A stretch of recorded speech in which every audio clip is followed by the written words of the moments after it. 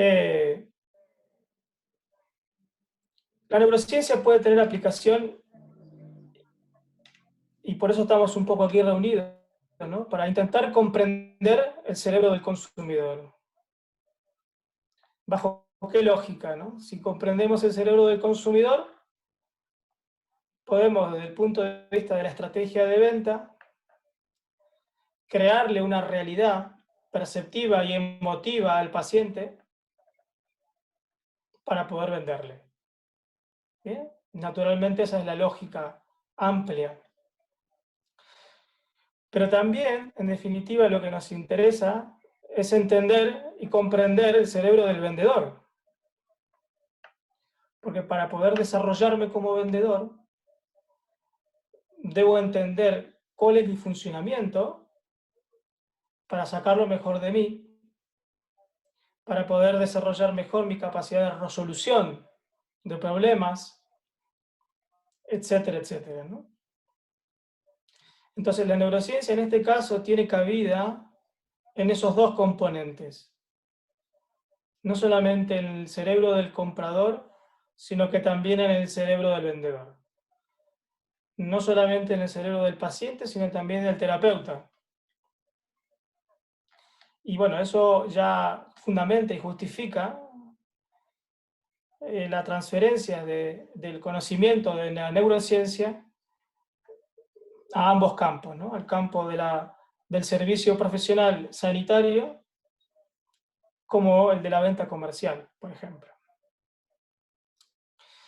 En este último aspecto, a mí me parece que esta imagen, la imagen que vemos en Zoom, es una imagen en donde se muestra, no sé si han visto la película de Mel Gibson, que es una película muy recomendable, en donde Mel Gibson lo que hace es protagonizar un vendedor, ¿no? En el área de productos de insumo femenino, y lo que hace en esa película es mostrar que muchas veces para poder generar ideas creativas que puedan seducir a un consumidor, hay que ponerse en el lugar estrictamente de ese consumidor, hay que desarrollar al máximo la empatía para precisamente de alguna u otra manera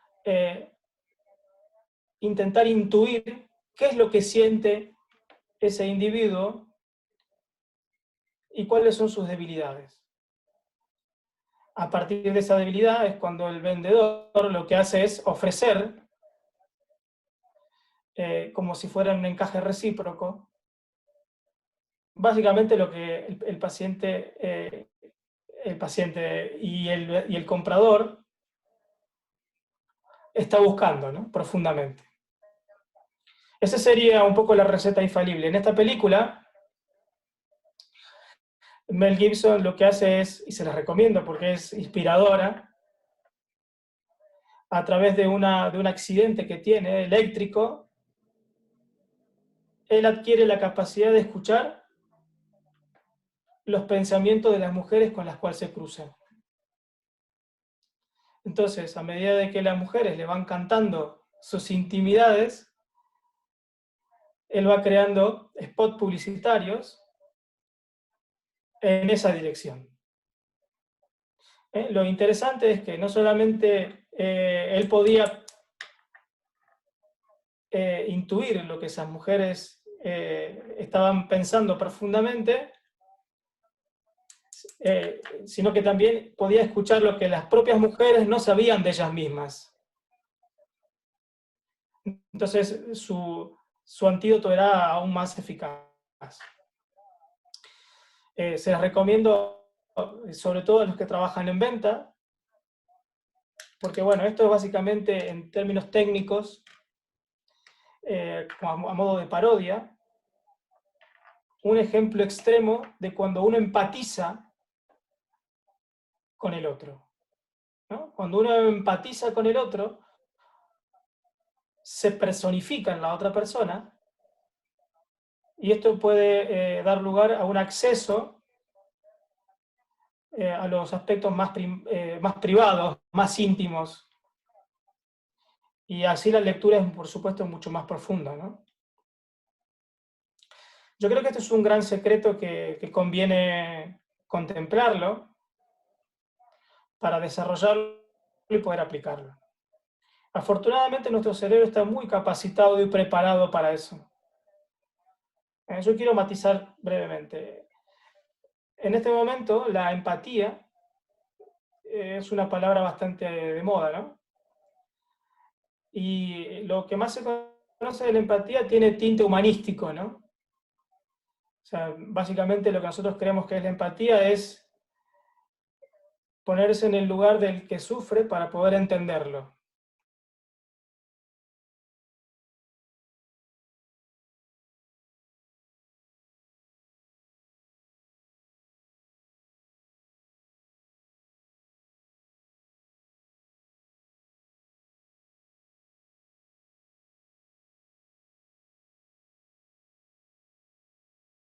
La idea del otro.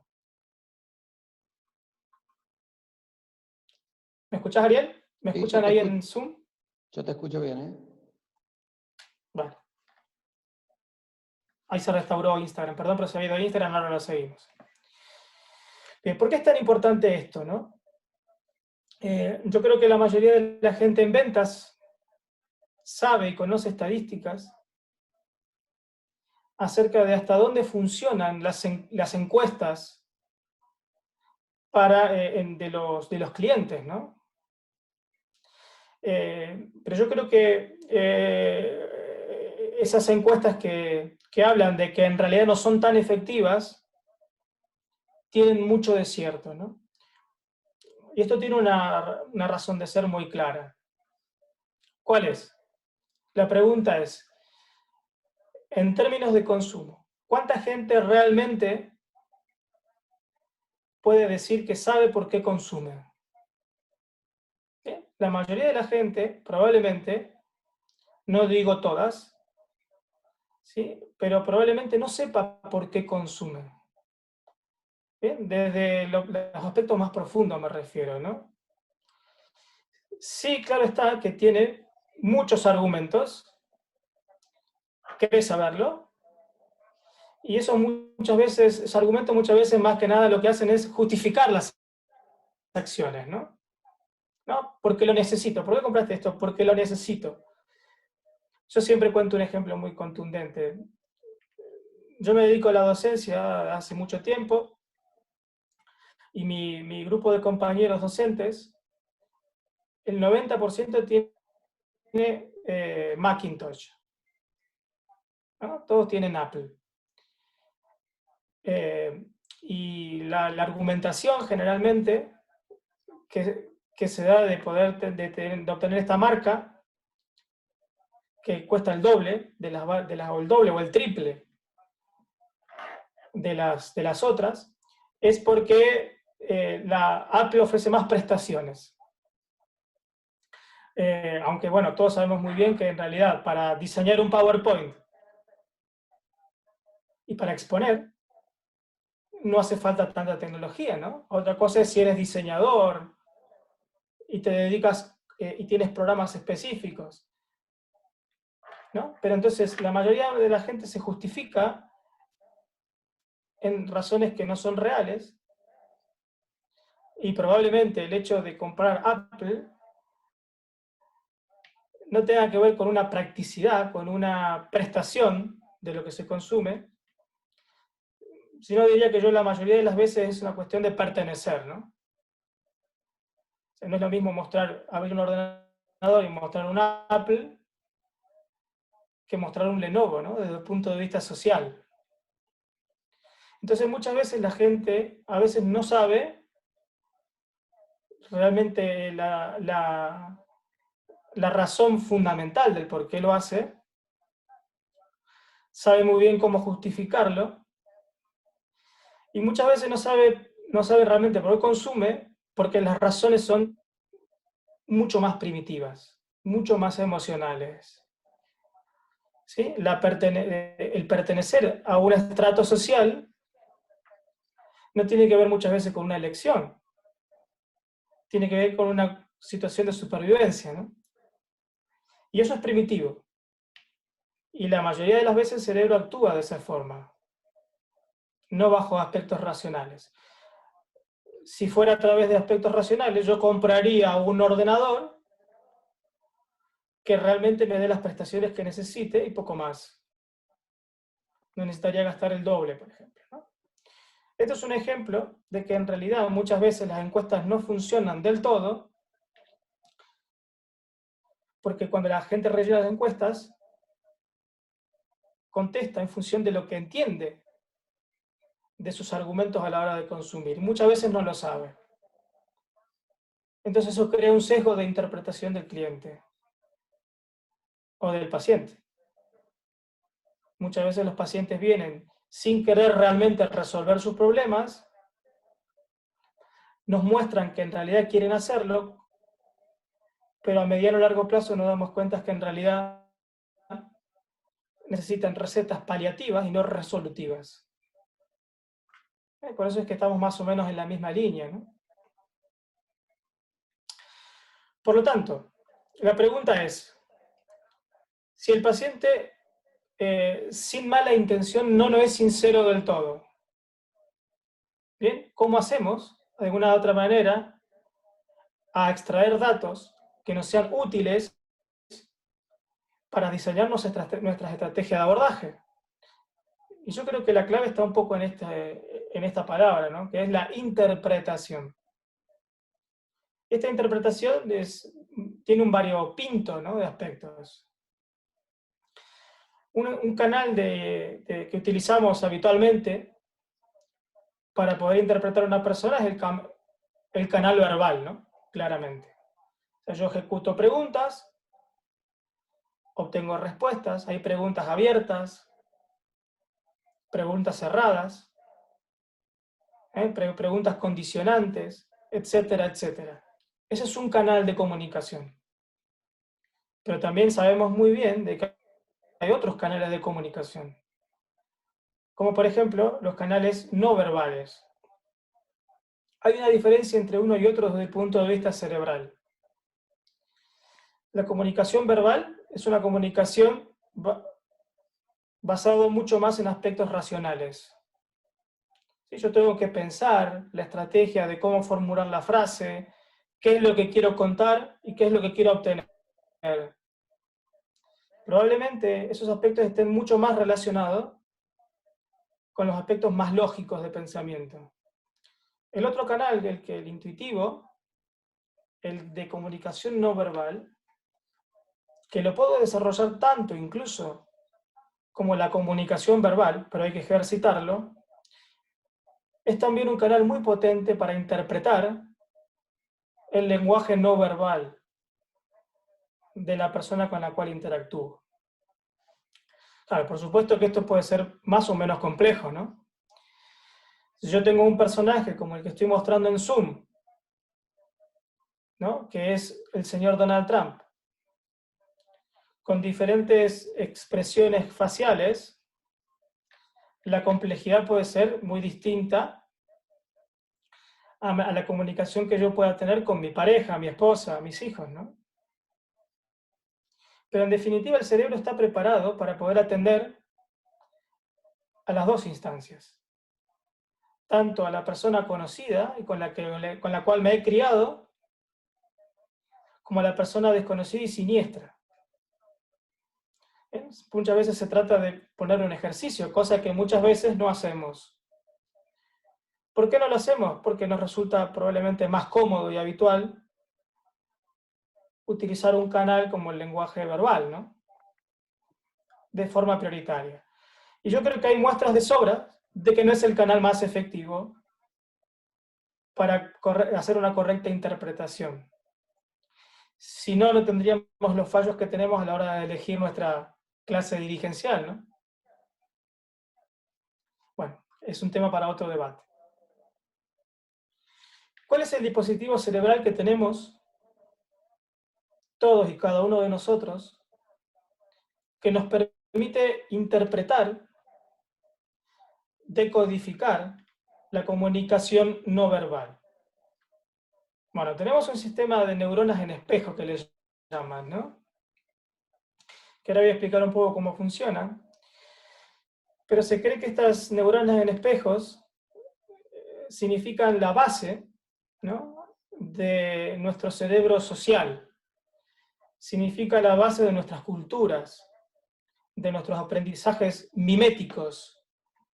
Esto básicamente hace de que nos parezcamos en nuestras conductas, en nuestra forma de manejar las emociones, incluso en aspectos físicos, con las personas que nos frecuentamos, familiares, amigos.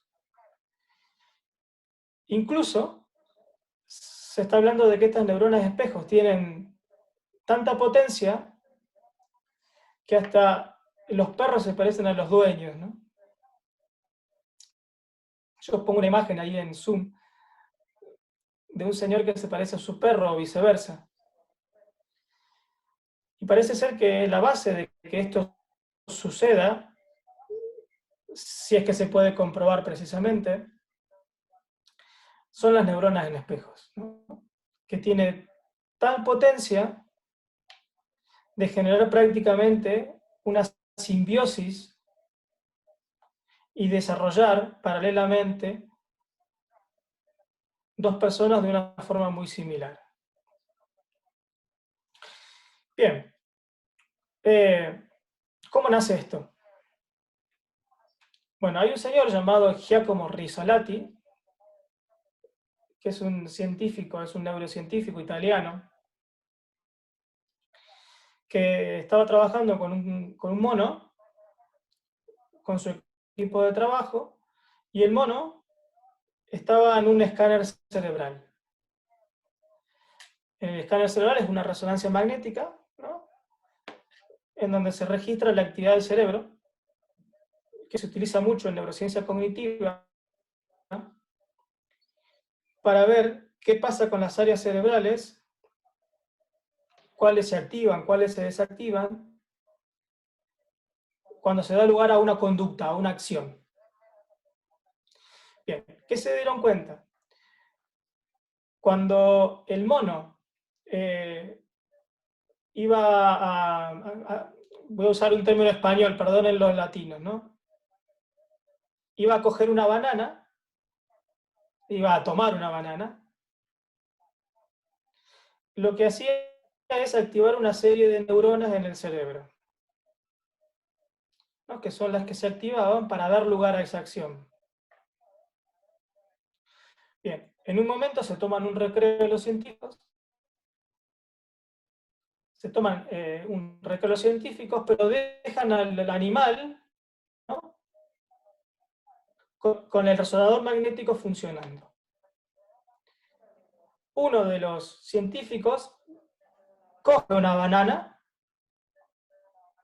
y se dan cuenta que, como el mono estaba siendo registrado, activa las mismas áreas que había activado antes cuando ejecutaba la acción de coger la banana.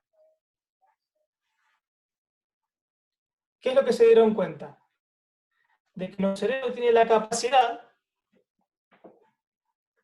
de activar las mismas áreas cerebrales a la observación, tanto como a la acción.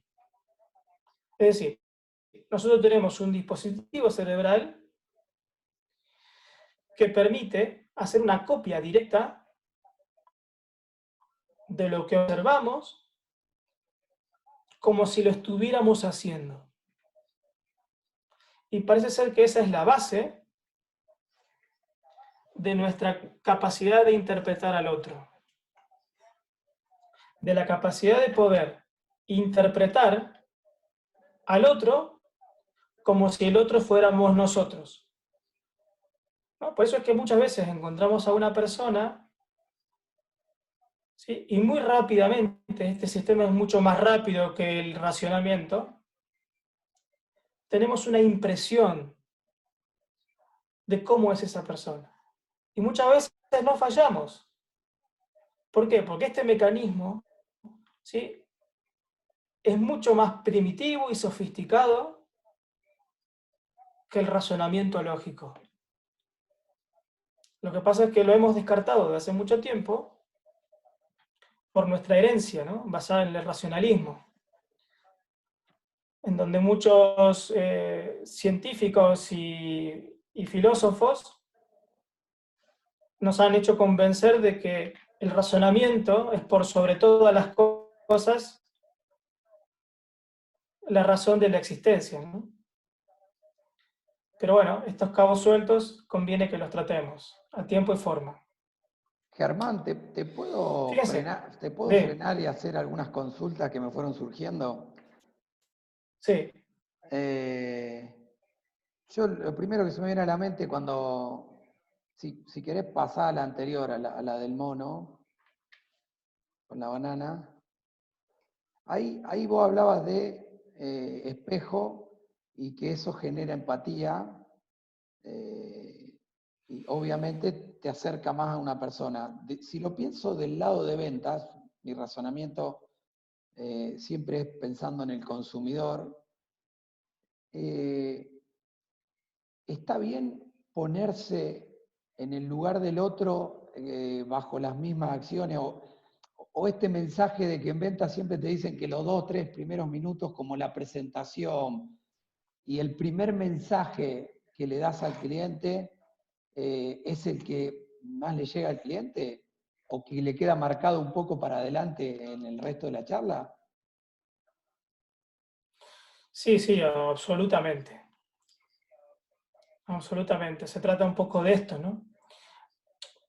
Se trata de que el vendedor en general siempre debiera correr con ventaja, ¿no? Porque se supone que el vendedor es el que está entrenado,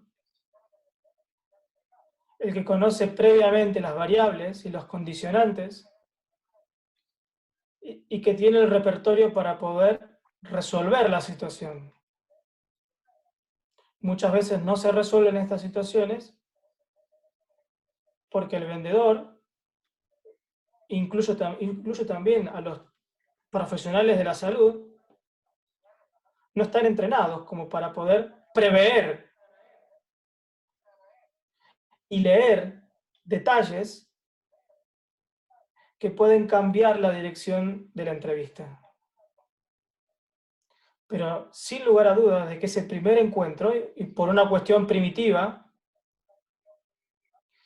se definen muchas cosas, ¿no? Este mecanismo de neuronas de espejo es mucho más rápido que el procesamiento racional. Y esto tiene una razón de existencia muy clara, porque es un sistema primitivo.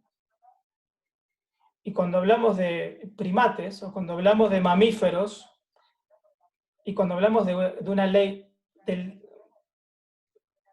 la ley de la selva, si no tienes un mecanismo, un dispositivo rápido de actuación, te comen, literalmente. En realidad, este es el mecanismo más sofisticado que tenemos. Lo que pasa es que no lo aprendemos a desarrollar. Probablemente ahí esté un poco la clave, ¿no? O sea que Pero desde sí, totalmente de acuerdo. aunque desde venta, entrenar la forma de preguntar, analizar los gestos, que está muy relacionado con la programación neurolingüística PNL, digamos, está bien desde el lado cómo llegarle a la otra persona. Sí, Ok. sí, absolutamente. Es un paso inevitable, creo, ¿no? Por supuesto que hay muchas variables a tener en cuenta. Y fíjate vos, ¿no? Una de las principales variables son los prejuicios, ¿no? Del propio vendedor. Si el vendedor hace un prejuicio, se cierra, ¿bien? Y no da lugar a que ese canal de comunicación actúe o seamos perceptivos a esa forma de comunicación.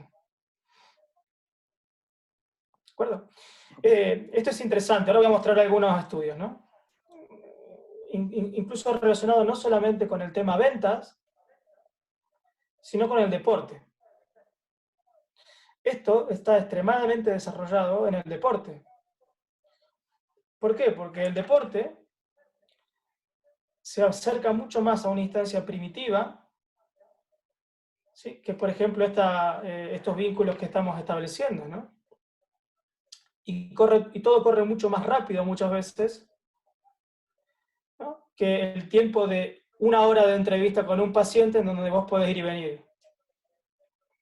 Si en el deporte no sos rápido, probablemente pierdas. En estos aspectos incluso, ¿no? Imagínate un boxeador, ¿no? Que hace una mala lectura. En el segundo round está en el piso, ¿no? Bien, ahora voy a comentar algunas cosas de estas, ¿no? Bien, fíjense, sin apabullarlos, este es un estudio de los muchos que se hacen en neurociencia cognitiva. Es una imagen que estoy mostrando en Zoom ahora, donde se reproduce qué pasa con el encuentro entre dos seres humanos. Y esta imagen muestra, la que estamos mostrando por Zoom, de que hay lo que se llama simulación corporizada. Es decir, cuando yo tengo enfrente a otro individuo, muy bien, Ariel, ahí está mostrando un poco la imagen por Instagram, bien, hay una sincronización absoluta, insisto, instantánea, y si hay una concepción preestablecida, hay también algunos sesgos que pueden condicionar esa comunicación, pero el simplemente del encuentro con otra persona, lo que hace de alguna u otra manera es sincronizar los cerebros y la expresión corporal que surge de ese encuentro. Yo voy a dar, por ejemplo, un detalle, ¿no? Un ejemplo. Hay una respuesta autonómica que se da en la pupila de los ojos, ¿no? Cuando yo encuentro una situación estresante y debo escaparme, bien, hay una respuesta que se llama midriasis, ¿no? Que es donde la pupila se abre, ¿no? ¿Para qué? Para optimizar la entrada de información visual y tener más capacidad de aprovechar la visión para escaparme, ¿no? Y eso se sabe que es una respuesta básicamente emotiva, ¿no? De miedo, por ejemplo. Lucha o huida. Parece ser que en el encuentro de dos personas, de forma automática, si una de ellas manifiesta midriasis, la otra automáticamente se pone en sintonía, ¿no? Es una forma de sintonizar los dos perfiles emotivos. O sea, que quiero decir, y eso cursa absolutamente de forma inconsciente por parte de los actores. Pero que no quiere decir que no suceda. Incluso la respuesta facial de los músculos de la cara también se pueden sincronizar en función de la expresión de la cara de con quien nos encontramos, ¿no? Y esto tiene que ser un detalle importante, ¿no? En los últimos tiempos se habló mucho de la gente tóxica, ¿no? De que hay gente que tiene malas vibras, por decirlo de alguna manera, y contagia. Y esto es literal, esto es fisiológico. Ese contagio se debe a esa sincronización entre los dos cerebros, ¿no? Entonces, no es no es una vivencia experiencial solamente, ¿no? Sino que tiene perfectamente explicación desde el punto de vista de la neurociencia. Entonces, como vos decías antes, Ariel, si un vendedor va mal predispuesto, bien, va con una especie de preconcepto y el comprador lo detecta, aunque no sea consciente, esto puede dirigir la toma de decisiones. Entonces hay que estar muy conscientes de lo delicado que esto puede ser. Si yo a un paciente le muestro incertidumbre acerca de un caso clínico que a resolver, el paciente probablemente no confíe en mí. Y yo ya erré directamente el camino inicial para resolverlo. En todos estos mecanismos están. Lo que pasa es que, claro, están sesgados por el racionalismo y no están entrenados porque no somos conscientes de que están a este nivel, ¿no?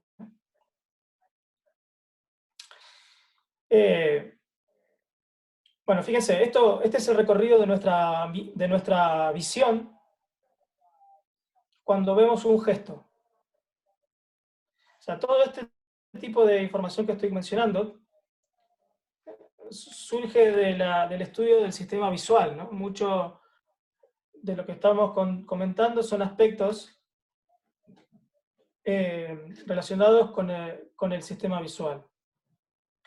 Es curioso porque ¿qué es lo que hace el sistema visual cuando estamos observando un rostro, ¿no? Fíjense, hace una especie de triángulo, ¿no? En la imagen de zoom se muestra claramente cómo nuestra mirada recorre en la cara del individuo que estamos observando y hace un triángulo, ¿no? Recorre ambos ojos, va a la boca, vuelve a los ojos y hace una especie de triángulo que está censando, ¿no? Información. ¿Qué se sabe? Se sabe que la expresión de la cara, la parte alta está más desarrollada para expresar miedo y tristeza, o sarcasmo, como vamos a ver en el ejemplo después. Y la parte baja tiene que ver más con la alegría, con el asco, con la ira, con lo sensual. Esto está perfectamente estipulado, ¿no? Entonces, muchas veces, ¿esto qué me permite? Que si yo conozco esto, yo sé dónde poner el foco de atención para obtener un rasgo emotivo a partir de la expresión facial del individuo. Y esto lo puedo hacer consciente, como puede ir perfectamente de forma inconsciente. ¿De acuerdo? Fíjense. Te hago otra pregunta, Germán, ahí que me Decime. surge. Todos sabemos, si no se puede comentar brevemente, que la programación neurolingüística estudia este tipo de gestos, sobre todo los faciales, qué te van diciendo, según dónde va el ojo, dónde va la mirada. ¿En esto hay alguna diferencia? Sé que en algún momento se nombraron que había diferencia entre los gestos del hombre y la mujer. Yo estoy pensando nuevamente en el consumo y a quién tenemos enfrente, paciente, cliente, potencial comprador, lo que fuera. ¿Hay diferencias sustanciales? A ver, este es el programa general, ¿no? Pues yo creo que la diferencia, por supuesto que está, pero vos fíjate, Ariel, la principal diferencia no está con el otro género, que todos sabemos que evidentemente todavía no seguimos entendernos, ¿no? Evidentemente hay una diferencia grande. Pero la diferencia mayor probablemente sea intercultural. ¿Sí? Yo te cuento una experiencia.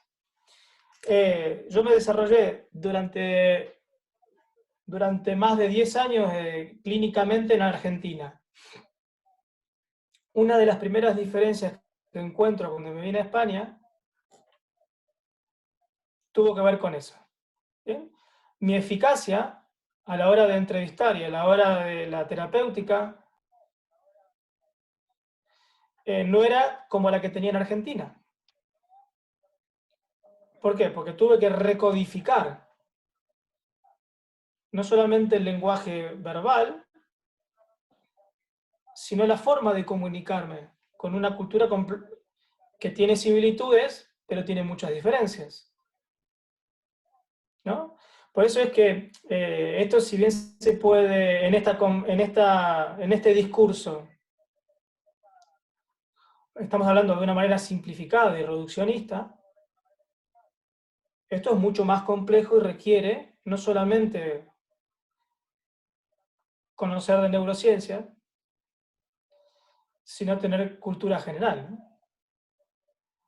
No vas a actuar igual si el comprador es de origen estadounidense, porque hay otra idiosincrasia y hay otros intereses y hay otra forma de comunicación, o un alemán, ¿no? Todo esto es tan distinto porque tiene que ver básicamente con la configuración cultural. ¿De acuerdo? Fíjate qué interesante respecto a esto, ¿no? Cuando yo observo una expresión de un rostro, con estos datos técnicos que mostrábamos recién, ¿no? El recorrido que hace la mirada entre los ojos y la boca,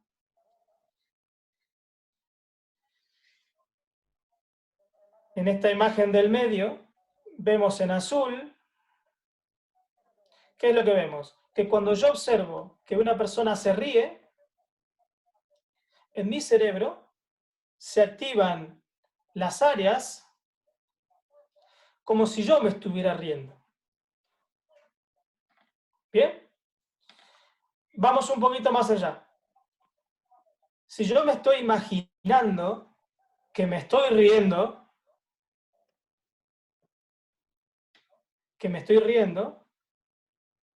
incluso que me estoy riendo como esa persona, se van a activar en mayor medida las mismas áreas, con mayor intensidad. Y aquí a la derecha muestro un poquito que cuando yo no solamente observo, sino que a su vez imito, se activan unas áreas más profundas del cerebro que tienen que ver con áreas que reproducen mi sentimiento interno, ¿no? O sea, el imaginarme que me estoy riendo como la otra persona, como si fuera yo mismo,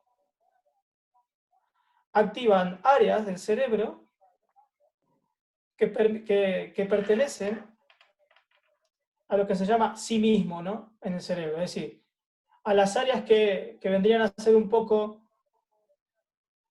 lo que representa mi identidad. ¿Sí? Si aparte de observar e imaginar que lo estoy haciendo, lo estoy ejecutando, esa activación es todavía más intensa. Entonces acá tenemos tres episodios, ¿no? En la interpretación no, no verbal.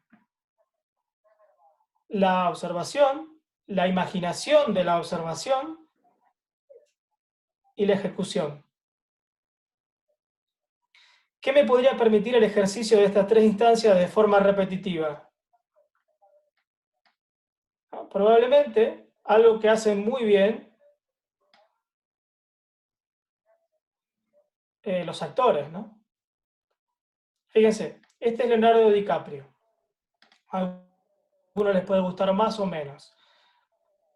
Poné la cámara ahí, Ariel, así pueden ver exacto. Fíjense lo que le proponen a Leonardo DiCaprio, ¿no?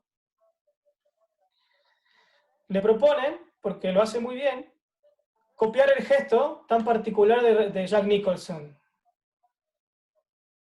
¿no? Y prácticamente hace una copia fiel de esa mirada tan sarcástica que tiene Jack Nicholson, ¿no? Tan particular. Interesante, ¿por qué? Porque en definitiva, la base probablemente de un buen actor tenga que ver básicamente con el desarrollo al extremo de esta aptitud, ¿no? De mimetizar con el otro lo que permite y da lugar a construir un personaje íntimamente y poder ejecutarlo. Claro, ustedes me podrán decir, bueno, pero eso es cine, eso es ficción, eso es arte. ¿Qué es lo que quiero transmitir? Si el vendedor utiliza estas estrategias, en definitiva, y las extrema, está haciendo arte, por un lado. ¿Y alguien puede decir que la venta no es un arte? ¿O alguien puede decir que la prestación sanitaria no es un arte? Por eso en nuestra definición como profesionales sanitarios es arte y ciencia. ¿Vale? Y bueno, esto tiene que ver directamente con este ejemplo, ¿no? Ahora, es imposible de que un actor de Hollywood como DiCaprio o Jack Nicholson lleguen a ese nivel de expresividad sin haberlo entrenado toda la vida, ¿no? Aprovechando, por supuesto, facultades innatas que todos tenemos. ¿Sí? Hay otro aspecto relacionado a todo esto, ¿no? Que a mí me cambió mucho cierta perspectiva a la hora de hablar de creatividad. Un libro que se llama El Elemento, que es de un inglés muy conocido que habla de la creatividad de los chicos, ¿no? Él más tiene un lema. Bueno, perdón que se ha cortado en Instagram. Ariel, ¿me volvés a llamar o qué pasó? Ahí te... Un segundo, ¿ok? Para los que están en Zoom.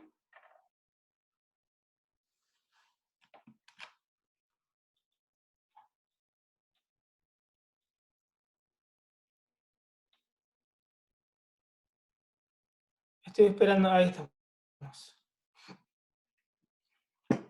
Tiene tope de tiempo. Perdonen un segundo a los que están en Zoom. Los dejamos en Zoom. Así se pueden acoplar los que estaban en Instagram.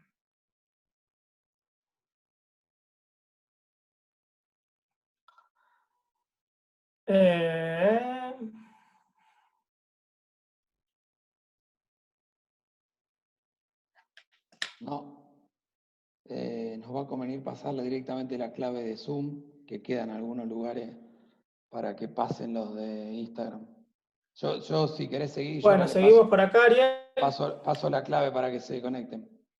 A ver, dame un segundo que voy a activar acá porque... ¿Seguimos por acá, Ariel? Sí. Ok, seguimos entonces por Zoom hasta que se reactive Instagram. Entonces, les mencionaba, ¿no? Hay una persona que se llama Ken Robinson, que él dice que la escuela mata la creatividad, ¿no? En los chicos. Y bueno, va un poco en esa línea. En realidad todos de forma innata tenemos un cerebro creativo, lo que pasa es que mucho tiene que ver cómo lo hayamos explotado en una época determinada, ¿no? Si se dio lugar a esa expresión emotiva, a esa expresión artística, si eso se inhibe, ¿bien? Porque no han dado en la tecla a nuestros padres o nuestros tutores, esa capacidad creativa, como no se ejercita, se va perdiendo poco a poco, ¿no? Lo que siempre dicen, la creatividad de los chicos. Entonces, bueno, está todo muy relacionado con esto, ¿no? Claro, imagínense, si yo soy un vendedor, ¿bien? Que desarrollo esta capacidad, ¿no? Fíjense lo que dice este estudio, ¿no? Este estudio está realizado en deportistas, ¿no? En expertos basquetbolistas. A estos deportistas se los comparó con deportistas novatos, ¿no? Y lo que se hizo fue que los dos grupos, tanto los expertos como los novatos, visualizaran una acción propia del deporte, ¿no? ¿Bien? ¿Y qué se notó como diferencia entre uno y otro en el cerebro? De que los individuos expertos activaban mucho más las áreas del cerebro, ¿no?, de la acción que estaban observando, comparativamente con los novatos. No solamente esto, los expertos activaban nuevamente zonas del cerebro, ¿bien?, que es como si ellos mismos estuvieran ejecutando la acción, y no los novatos. ¿Eso qué quiere decir? Que la experticia permite realmente que cuando uno intenta empatizar con el otro, ¿bien?, el hecho de ser experto permite de que yo pueda extraer mucha más información por mi condición experto que los novatos. Por eso depende de un entrenamiento. No se puede ser intuitivo de la nada. Hay personas que tienen esos dotes de forma natural, que imagínense si se los potenciaría. Pero hay otras personas que necesitan entrenarlo mucho más y están ahí. Lo que pasa es que no se ejercitan naturalmente, ¿no? ¿Cómo estamos con Instagram, Ariel? ¿Lo perdimos? Ahí lo estoy subiendo otra vez. Avanzá que yo ya lo subo, ¿eh?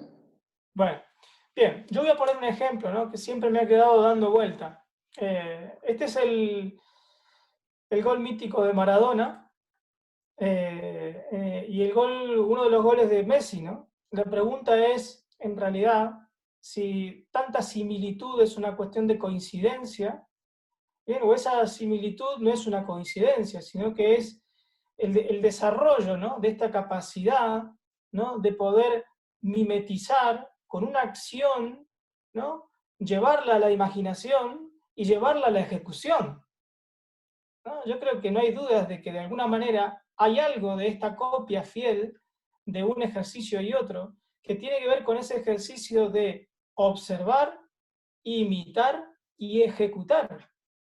Bien, no tengan duda de que en algún punto, ¿sí?, estos aspectos relacionados con la, con la empatía y la copia están presentes, sobre todo en este caso, en relación a este gol mítico de Maradona y algo que pudiera ser una especie de imitación por parte de Messi, ¿no?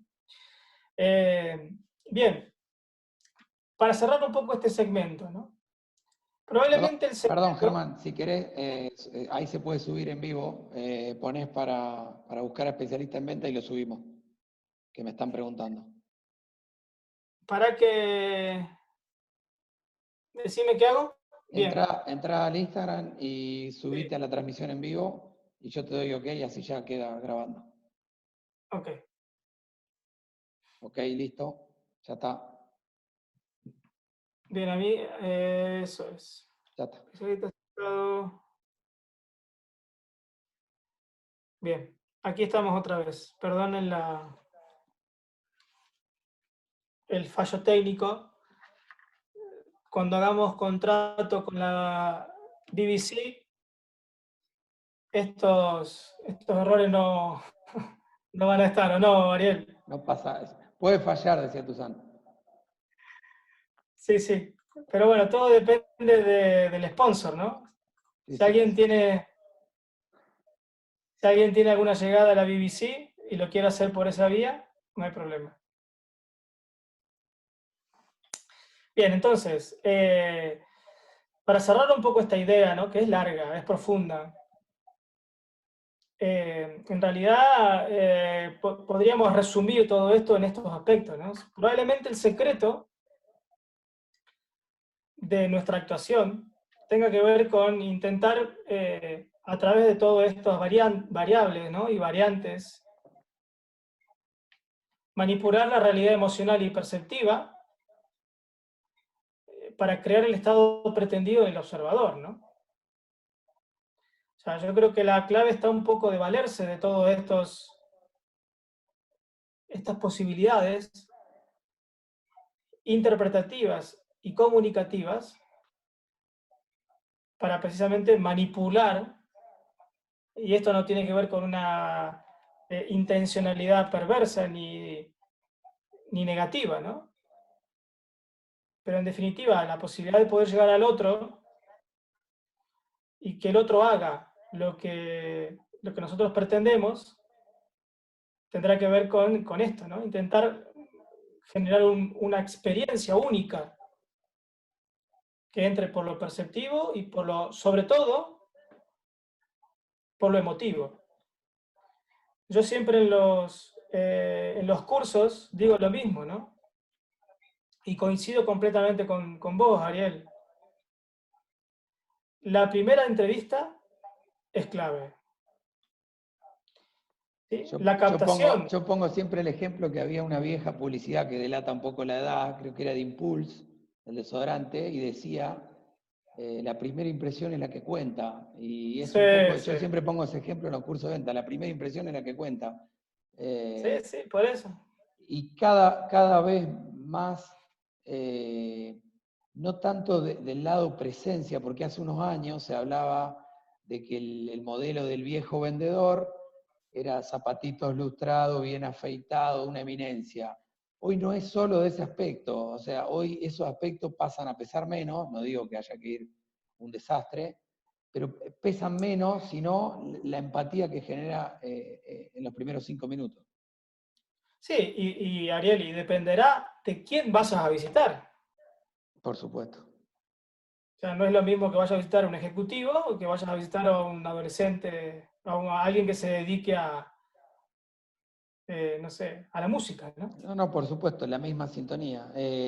Hace Exacto. poquito, ahora que decís eso, una anécdota de eso, respecto a eso, hace poquito fui a una agencia de comunicación y el dueño, todavía hace un poquito de calor, en Bermuda. Estaba hablando con un directivo de una empresa en Bermuda y yo por momentos o sea, me dio esa casi vergüenza ajena. Pero claro, es el formato de comunicación. A lo mejor lo que tiene que hacer es lo que vos decías, alinear quién tiene enfrente. Fue una persona de traje de un banco, no puede estar en Bermuda, pero bueno, en eso también es alinear o qué quiere comunicar también cuando comunicas a Bermuda, si ahí está comunicando algo Sí, distinto. sí, seguro, seguro. Eso creo que es muy relativo, ¿no? A la situación concreta. Y bien, el otro punto, ¿no? Como para terminar de cerrar un poco la idea, la capacidad del cerebro para exceder mediante la imitación o la empatía. Y acá viene otro gran punto, ¿no? Que es la tecnología aplicada al otro, a la otredad, da lugar a la comprensión del mundo privado de los demás, que suena un poco a espía, suena un poco a la KGB, ¿no? Suena un poco a intrusismo, pero en realidad el hecho de que puedas acceder a los aspectos más privados del otro te permite llegar de otra manera, ¿no? Esto se usa, por ejemplo, mucho en el deporte, ¿no? Como sabes muy bien. Yo tuve una experiencia bastante profunda en el tenis, por ejemplo, y en el mundo del tenis esto se da con mucha particularidad, ¿no? Y la verdad que es muy interesante observarlo. No es como en el fútbol, por ejemplo, en donde los dos equipos están separados, sino que en el tenis se convive todo el día. Los, y muchas veces disputan una final de un Grand Slam dos personas que son íntimos amigos y que se conocen a la perfección, porque nacieron en el tenis, ¿no? Y ellos disputan el partido fuera de la cancha, dentro de la cancha, durante, con los gestos, ¿no? Y esa puja permanente. Y muchas veces la diferencia del match está ahí, ¿no? Por eso lo que se suele ver con estos tres gigantes, ¿no? Entre Federer, Djokovic y Nadal. Pero lo que quiero destacar, ¿no? Esta gente está todo el tiempo jugando con estos aspectos para aprovechar el más mínimo detalle, ya que entre ellos no hay tanta diferencia, y sacar esa ventaja deportiva. Yo creo que el deporte siempre tiene que ser un ejemplo para todos, ¿no? Si se puede ser un Messi en ventas, se puede ser un Messi como kinesiólogo. Claro, hay que tener el empeño, ¿no? y dedicarle el tiempo que se le dedica a desarrollar las capacidades, incluso eh, abocada a los detalles, para poder sacar esa diferencia. No Yo sé si coincidís conmigo, Ariel. de ahí te quería hacer un comentario. Nosotros hace 5 años estamos en Escuela de Venta, realizamos un estudio que es una autoevaluación que completan los vendedores. Ya lo hicieron más de 1500. De que largamos lo hacemos, lo fuimos mejorando la autoevaluación, pero básicamente responde, ahora son 15 preguntas, cuando iniciamos eran 20. Lo fuimos achicando un poco. Y la conclusión general que sacamos es que le pusimos nombre, los caracúlicos venden menos y los que sonríen venden más. Tiene que ver con esto de que el vendedor optimista, la pasión, o sea, ahí se me vienen a la mente 2 o 3 palabras que vinculan a qué es un buen vendedor. Muchas veces nos preguntan, che, ¿qué tiene que tener un buen vendedor? Lo que tiene que tener cualquier persona que quiere hacer una actividad y destacarse. Lo actitudinal, 80%, por decirle, o por ponerle un porcentaje, tiene que ver con ese grado de optimismo, de pasión, que me parece que eso marca una diferencia entre que hacer el trabajo y hacerlo con pasión. Siempre marcamos eso, y cuando vemos entre un vendedor promedio a alguien que se destaca, el diferencial muchas veces está en el grado de optimismo y de pasión que le mete. Sí. Es el principal punto que encontramos ahí, que tampoco hay mucha forma de entrenarlo, porque cuando a la persona la primera pregunta que le haces, si sentís pasión por lo que haces, y te dice no, o de 1 a 10 se pone 4, muchas veces yo termino diciendo, bueno, busca algo que te guste, porque no te vas a dar cuenta y vas a estar todo el día disfrutándolo. Suena medio chocante decírselo, porque le terminás diciendo, mira, dedícate a otra cosa, pero a veces es real. Cuando las personas encuentran lo que les gusta, pueden estar muchísimas horas haciéndolo y no se dan cuenta, disfrutan. Me parece que eso hay Sí. que destacarlo, digamos. Mira, Ariel, casualmente un poco, no sé si nos va a dar tiempo, porque se está haciendo un poco largo todo, ¿no? Pero precisamente la pasión, ¿no? Activa una forma de funcionamiento cerebral, ¿no? Que da lugar a que la comunicación sea mucho más efectiva. O lo que vos hagas, ¿no? Se puede hacer de mejor manera. Yo doy un ejemplo bien concreto, ¿no? ¿Vos crees, por ejemplo, que Messi podría hacer lo que hace si no tiene pasión por lo que hace? Yo creo Es que imposible. lo podés hacer un año con un esfuerzo enorme y después terminás haciendo lo que te gusta. O O terminás sea, como es muchas imposible personas, llegar a... o como muchas personas, que me gusta esta línea de debate porque a veces después vamos a hacer que, sobre el final, que se sumen y que opine el resto de la gente, está en Zoom y en Instagram. La diferencia te lo puede dar muchas veces quien tiene esa pasión sobre el que lo hace porque es lo único que tiene. Muchas veces, no, bueno, conseguí esto. Difícilmente a la larga le vaya bien.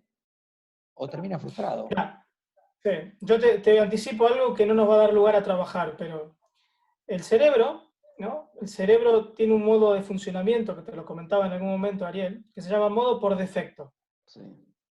¿no? Ese modo por defecto se sabe que es el que tiene más chances, o sea, ese modo de funcionamiento es el que tiene más chances de desarrollar tu creatividad. ¿Sí? Si vos estás forzando algo, si vos te estás imponiendo a algo, si te estás obligando a algo, esa red de funcionamiento por defecto deja de activarse. Conclusión, perdés creatividad, perdés ese funcionamiento del punto justo cerebral que tiene que funcionar para dar lo mejor. ¿De acuerdo? Por ejemplo, ¿no? Ese es el modo de funcionamiento de los talentosos o de un deportista de élite. Son tantas las variables que condicionan la actividad de un deporte de élite que si el cerebro no trabaja en la sintonía correcta, no puede dar su mayor potencial. ¿Cuándo da ese mayor potencial? Cuando actúa fundamentalmente esta red de activación cerebral, que es una red mucho más primitiva que la red cortical, racional, ¿no? Por eso es que los deportistas, cuando están bajo presión, cuando tienen un conflicto personal, en mayor o en menor medida, con más diferencia en uno que en otro, su desempeño baja. Porque tiene que ver con un modo de funcionamiento cerebral. Es más, se sabe que hay una zona concreta del cerebro que tiene que ver con la creatividad, que es una región que está en el lóbulo temporal derecho, que parece ser que es la que se activa cuando surge una inspiración. ¿Sí? Por ejemplo, ese momento que vos decís, no sé, estaba caminando por el parque, ¿no? Y de repente encontré la solución a algo, ¿sí? Encontré la solución a algo que no podía encontrar si me sentaba a intentar resolverlo de forma forzada, ¿no? Esa actividad cerebral propicia para la resolución de problemas y para sacar el máximo potencial, ¿no? Tiene más que ver cuando tu actitud es pasional frente a las cosas, una pasión controlada también, es importante, ¿no? Adiestrar esa pasión, a cuando estás haciendo una forzada actuación para conseguir algo. Y eso creo que es muy fácil de encontrar ejemplos, ¿no? Todos tenemos ejemplos propios de que esto de alguna u otra manera es así, ¿no? Cuando uno no siente realmente con pasión lo que hace, lo fuerza, ¿sí? Pierde un gran potencial de ejecución, ¿no? De las tareas y de resolución. Fíjate, recién hace bastante poquito apareció un artículo, por ejemplo, de que cuando uno hace ejercicio físico, dependiendo del tipo de ejercicio físico que haga, activa unas áreas cerebrales determinadas. Y está prácticamente comprobado de que el ejercicio aeróbico, salir a trotar, salir a caminar, activa esta red por defecto, lo cual da lugar a los aspectos más creativos del cerebro y a la resolución de problemas, ¿no? Yo, por ejemplo, yo lo pongo mucho en prueba eso. Yo en mi desempeño lo que hago es jugar con esta dualidad, ¿no? Me quemo las pestañas por ciertos momentos en lo que tengo que estudiar, pero cuando tengo que resolver cosas, voy a hacer actividad física. ¿Bien? Y ese modo de relajación que obtengo a partir de eso permite que la resolución o las ideas surjan mucho mejor, así yo las estoy forzando desde el punto de vista cognitivo, ¿no? Eso es conocer el cerebro del vendedor para poder sacar mayor riqueza y para poder sacar lo que estuviste el otro día vos cuando te despertaste a la mañana y dijiste, voy a armar algo con el bocha, ¿no? Lo que se llama momento eureka, ¿no? Que muchas veces surge en la noche, soñando. ¿Por qué surge muchas veces? Aconsejan llevarse una libretita al lado en la mesita de luz para ir anotando algunas cosas. Si no, después te olvidás. Exacto. Eso se llama momento eureka. Y tiene una historia que, bueno, ahora me parece que se va a hacer muy largo contar todo esto. Si les parece, sí, habilitamos por si quieren hacer alguna pregunta. Ahí había una pregunta por ahí, preguntaban en Instagram el mensaje del gato Gaudio cuando dijo que mal la está pasando, lo leí hace un ratito. ¿Alguien quiere hacer alguna pregunta? Ahí estoy subiendo. Pero mirá, Ariel, eso tiene una doble lectura. Eso tiene una doble lectura. Desde adentro del tenis se habla de una incluso estrategia de Gaudio, ¿no? ¿Qué es lo que dicen de Gaudio? Dicen que Gaudio lo que hacía era generar un clima hostil para contagiar a los demás y sacar ventaja desde ahí. Bueno, muchos deportistas famosos, me acuerdo un caso, Chilavert, decía que a él le hacía muy bien cuando lo puteaban, que se sentía muy bien cuando todo el estadio lo puteaban y eso lo motivaba. Bueno, me imagino que lo trabajan por ese lado. Bueno, él, dicen muchos que él intentaba generar un clima de hostil o de mierda, digamos, para los demás, para él sacar ventaja, ¿no? ¿Algún tema más que quiera comentar? Yo quería hacer una pregunta más con respecto a los hábitos y los miedos, que creo que, por mi parte, creo que eran las dudas que tenía, y agradecerte por todo este recorrido que hiciste. Entiendo que el tema da para mucho tiempo más, pasa que en medio digital y de esta forma es más complejo. ¿Cómo juegan los medios, perdón, los miedos en todo esto? Digo Bueno, porque, ¿cómo juegan los miedos en todo esto? Eso es un poco lo que preguntaba. sí, el miedo, bueno, es un tema profundo, ¿no? Pero el miedo precisamente, si te referís a los aspectos de creatividad, por supuesto que inhiben completamente la posibilidad de entrar en ese estado que te mencionaba antes, ¿no? De resolver los problemas, de desencadenar ideas creativas. Yo me imagino que uno de los tips más importantes de un vendedor es ser creativo, ¿no? Sobre todo cuando hay tanta competencia y cuando tenés que probablemente posicionar tu producto, ¿no?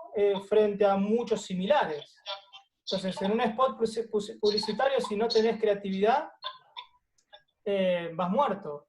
Y si el miedo lo que hace es inhibir esa potencialidad, probablemente sea uno de los principales situaciones a corregir, ¿no?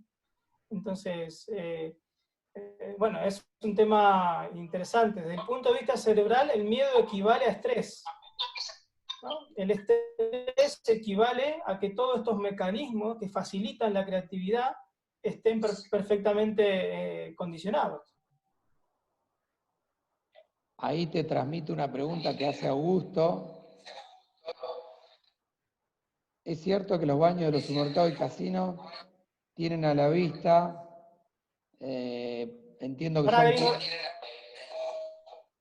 gringo, repetímelo que se cortó justo.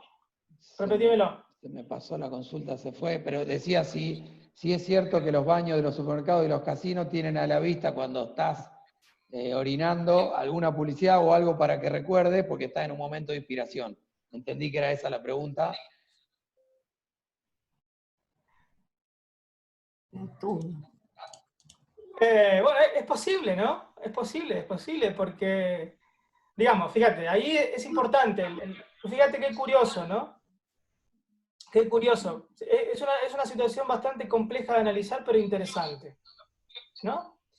Porque cuando uno ejecuta el acto de micción, para ser técnicamente prolijo, ¿bien? Realiza una especie de impas, ¿no? Es una urgencia, una necesidad, ¿no? Que te saca completamente de lo que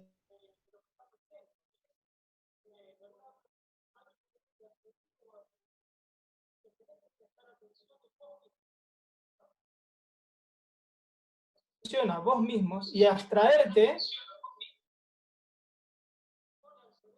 ¿no? De hecho, para poder conseguir muchas veces la micción, tenés que relajarte, ¿no? ¿No? La micción, si vos no te relajás, no da lugar. La micción es polar, ¿no? Si entras en un estrés extremo, podés correr el riesgo de perder el control de los esfínteres, ¿no? Pero tanto la micción como la defecación, si no te relajás, no se ejecutan. Y ahí donde iba Porque la los esfínteres consulta, no se... No, ese, pero yo creo si en ese momento de relax es el momento donde uno de alguna forma le quedan grabadas las publicidades. Me imagino que venía por ahí la consulta. sí, puede ser. Sí, es un momento en donde vos atendés a otra cosa también, ¿no? ¿Alguna consulta más? ¿Alguien quiere preguntar algo? Vi que en Zoom hay varias personas. Si no, vamos a grabarlo y lo vamos a subir seguramente a YouTube. A ver, ahí nos Sí, yo tira. creo que también, si hay una pregunta ahí técnica más del punto de vista terapéutico, estoy leyendo.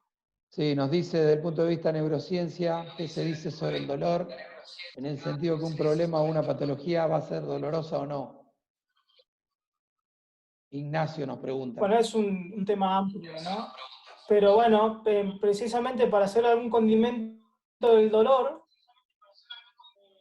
el dolor puede ser transmitido desde el punto de vista de la empatía también, ¿no? ¿No? El dolor de otro se puede vivir en carne propia perfectamente. Hay estudios claramente que están hablando de que esa sintonía que hablábamos anteriormente, ¿sí? También puede el dolor de alguna manera transmitirse, ¿no? Son más sensibles los individuos que conviven en un ámbito del dolor que los que no, por contagio. Esto es esto que dicen las señoras grandes, ¿no? Que tienen una idea tradicional del dolor. Es que tengo el mismo dolor que tenía mi mamá porque lo heredó de mi abuela, que mi tía, ¿no? Bueno, eso se transmite de alguna manera también de esta forma. Y esto es real. Acá me pregunta Marina Monserrat, una amiga, ¿cómo se le vende a un vendedor? ¿No se convierte en una guerra de egos? Puede que haya una guerra de egos. Normalmente si está la necesidad y le lográs mostrar la necesidad, entendiendo, como decía el Bocha antes, que es irracional la compra, pasa que muchas veces hay personas que tienen, me imagino, corregime si no así Germán, que tienen rasgos de racionalidad en algunos momentos. Entonces hay personas que tienen muchos tiempos o muchos momentos racionales que no abren su necesidad, o sea, no te muestran su necesidad, entonces es muy difícil venderle. Sí, bueno, ahí insisto, ¿no?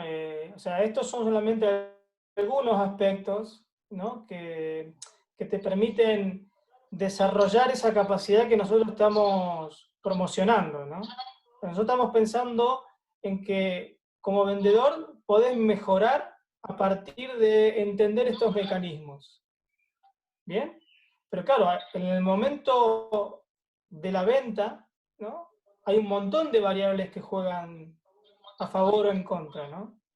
Si vos tenés un producto que es una necesidad, y en el momento, por ejemplo, si vos hoy tenés mascarillas para vender, que es una necesidad, ¿sí? Vos vas de una manera con el caballo del comisario.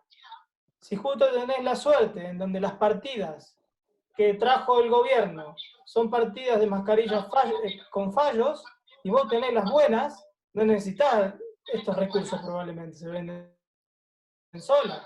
Hay una frase ¿No? futbolera, Pero a lo mejor la situación completamente opuesta. hay una frase futbolera en venta que dice a Messi con el pase en la mano lo venden todos. Está claro. El tema muchas Por eso, veces entonces, es vender productos más complejos, los servicios, todo lo que son los intangibles, digamos, que hay que mostrarle al cliente entonces yo creo que... haciéndolo. Sí, y después una última cosa, Ariel, que lo teníamos preparado, pero no nos da un poco el tiempo, ¿no? Yo lo muestro ahí un poco en Zoom ahora, A ver si. pero recuerden que hoy día, ¿sí? El neuromarketing, ¿no? Que obviamente creo que la mayoría ha pensado un poco en esto cuando subimos la temática de neurociencia y ventas.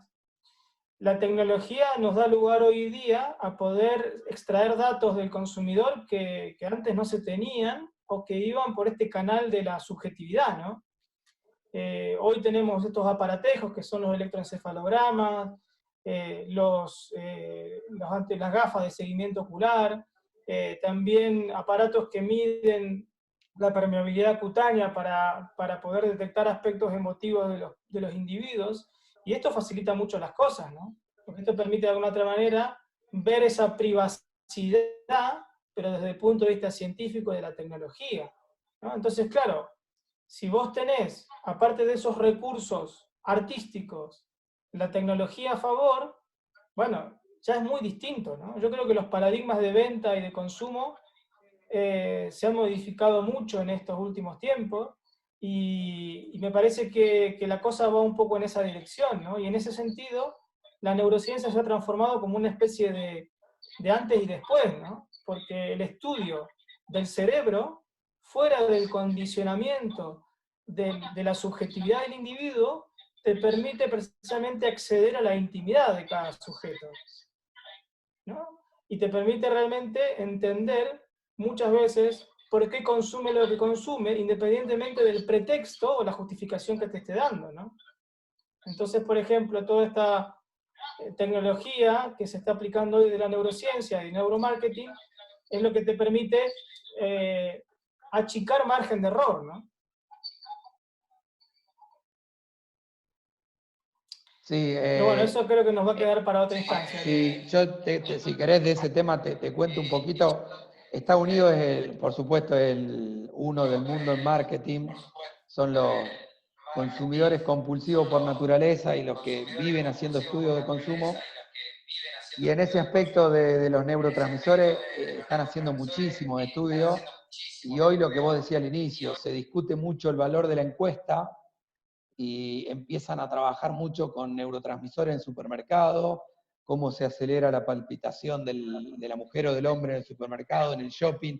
Me parece que eso todo un mundo aparte que viene para quedarse. Hoy algunas compañías directamente trabajan en lugar de focus group, que son estudios de ver cómo se comporta la gente cuando tiras un tema, trabajan con neurotransmisores. Así que me parece que eso da para varias charlas más, digamos. Pasa que por ahí son temas Sí, sí. muy técnicos, que por ahí, por mi parte, hay veces que no logro entender ahí. Es un grupo de trabajo que estadistas, filósofos, detrás de ese aparato hay un montón de gente que hace estudios, digamos, que se miden un montón de variables, cada vez hay más variables, y depende de la zona geográfica, tienen distintas variables. Seguro. Sí, bueno, yo creo que se trata un poco de tener, o sea, ¿quién realmente hoy puede contar con esta tecnología? Y Muy Estados pocos, Unidos ¿no? seguro, Ya. y no mucho más. Sí, y aparte, ten en cuenta que esta tecnología, depende la calidad de la tecnología para que sea más fidedigna o menos fidedigna. Entonces, esto va a ir cayendo poco a poco, ¿sí? Pero de momento, lo que hemos hablado, ¿no? Desarrollar esta capacidad de empatía, de intuición, de poder sacar detalles para saber por dónde entrar y qué speech utilizar, ¿no? Yo me llevo para ventas el seguir trabajando sobre cómo armar las preguntas de venta para lograr esa interpretación del otro lado. A quién tenemos enfrente en pocas preguntas. Siempre le hacemos hacer un ejercicio de que armen 10 preguntas y cada vez vamos a meternos más en la PNL, en cómo preguntar para interpretar a quién tenemos enfrente. Sí, sí, seguro. Bueno, Seguro, yo por por mi eso es que parte es nada una... más, agradecerte por este tiempo y bueno, sigamos con el armado. Todas estas preguntas las vamos a ir sumando en nuestro avance y en septiembre tenemos que dar en una universidad en Paraguay este tema, así que hay que preparar y nos va a dar para seguir trabajándolo. Bueno, Ariel, yo te agradezco a vos y a la gente que has arrastrado para acá. También agradezco a la gente que se ha sumado desde mi legión, por decirlo de alguna manera. Y sobre todo te agradezco porque has generado, sos el responsable en definitiva, porque has tomado la iniciativa, has generado este espacio de divulgación que, bueno, para mí es muy importante, ¿no? Porque una cosa es que todo esto lo conozcas, ¿no? Y otra cosa es que todo esto lo conozcas y tengas a quien contárselo, ¿no? Y en tu, Sí, y en tu eureka, Sí. bueno, se te ha ocurrido esto y me parece que es premio a vos, ¿no? Yo cierro y digo siempre lo mismo, y no por tirar el tema para el área de venta, pero siempre digo lo mismo, cuando uno tiene que elegir un médico, un kinesiólogo o un cirujano, y cuento siempre la misma anécdota del cirujano, hay actitudes o formas de llevar un postoperatorio o lo que fuera que te hacen volver a elegirlo o que lo recomiende. En definitiva, eso es venderse. Sin querer se está vendiendo, genera esa empatía, genera todo eso. Entonces, va más allá de venta, es relacionarse con gente. Y voy a matizar, Ariel, porque este es mi campo. Aún habiéndose equivocado en la resolución del problema y habiendo prescripto una cirugía que nunca debiera haber prescrito. Sin embargo, el paciente, por eso que vos decís, vuelve a acudir. Sí, sí, sí. Coincido, me pasó personalmente, ¿eh? Una operación que aprovecho para saludarlo a Marcelo. Me llamó durante 3 meses, tuvimos contacto postoperatorio, llegué a preguntarle, ya está, todo bien. Pero digo, tiene que ver con un modelo de seguimiento, Sí. uno lo recomienda. Digamos, eso también es un diferencial, que muchas veces te encontrás con algunos sectores municipales, monopólicos, que son de alguna forma escépticos a la forma de tratar, que no saben que detrás hay un cliente. En definitiva, hay un cliente. Totalmente. Bueno, ahora sí, muchas gracias. Bueno, Ariel. Teníamos una presentación para 7 horas. Acotamos lo que pudimos, pero vamos a seguir esta charla seguramente en privado y podemos hacer alguna otra. Todavía nos quedaba todo eso. Bueno, yo creo que ha sido un buen primer encuentro, Ariel. Dale, dale. Te mando un abrazo. Y abrazo, saludo a la gente, gracias a todos por seguirnos. Saludos, gracias a todos y seguimos en contacto. Gracias. Chau, chau. Chau, chau.